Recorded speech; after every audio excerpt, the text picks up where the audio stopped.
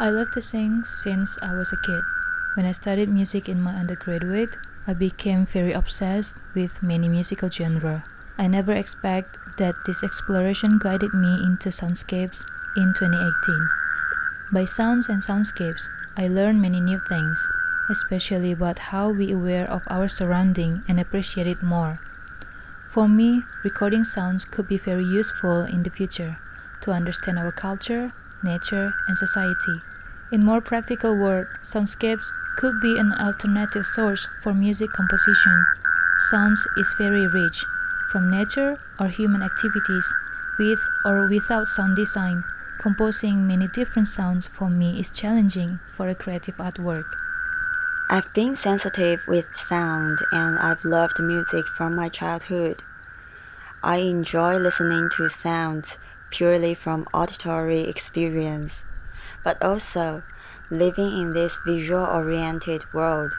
Sounds provide us an alternative perspective to perceive and understand things of our surroundings. So I use sound as my primary medium for art creation. My recent project, #FutureAncestor, is how I am exploring my root as Minangkabau through sounds. I believe I can listen sounds that still exist from long time ago. For example, sounds from the nature, spoken language, traditional music, etc. By collecting that sounds, I could find my connection with the ancestor and their wisdom through the concept as Minangkabau. It's not only as another way to learn the history of Minangkabau, but also understand more about the nature of Minangkabau. Philosophical concept from the ancestor about environment is also triggering me to think more and reconnect with nature. I feel very different when I try to listen carefully. What sounds do I hear in the forest, sea, river, etc.? It's so rich, natural, and make me feel so grateful to understand the beauty of God. Nature is part of our life. Nature is us. This understanding makes me aware of protecting nature means protecting myself and future. In the beginning of my sound journey, I was simply doing field recordings, and sound was like the clues for me to discover environments, nature, histories, and local cultures, etc. Later on, sound is like a tool for me to share my thoughts with others, to invite people to step into the world, the discussions or issues I'm exploring. For example, my project Waterland is presented as multi-channel sound installations and audio documentary. Through sounds of ocean waves and spoken words of people lived by the ocean or lived off the ocean, it's questioning the boundary between water and land, natural and artificial environment, how people react on this boundary. It's exploring our connection to the ocean, reflecting upon the relationship between humans and their environment. It's a beautiful coincidence that me and Yenting had a similar experience and thoughts when we lived in Australia. When I read about the sustainable living of Gujimara people of Aborigine, I started to questioning myself. What did I do to nature? Why I never think about the effects, about what I do for my life, for nature. Since then, I started to make an environmental campaign through music called For My Nature. Every year, I launch a song talking about different topics related to nature. For me, we should talk and act to protect our nature as a habit. As we see now, still many greedy people try to destroy nature, climate change, and many other animals dying just because of us, human.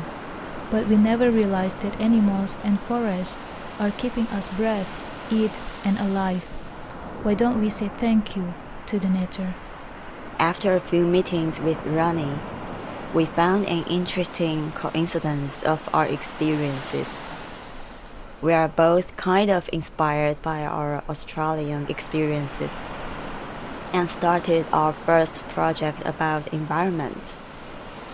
I started Waterland project after undertaking a residency in Perth, Western Australia, and Rani started to do For My Nature campaign after studying in Australia. But maybe it's not so surprising.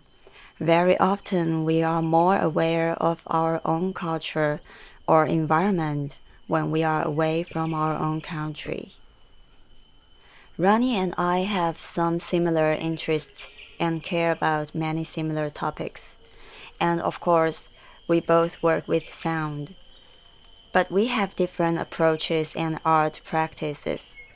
We are from very different cultures. Even during the pandemic, we cannot visit each other, but we are excited with knowing more about each other's culture through our sounds.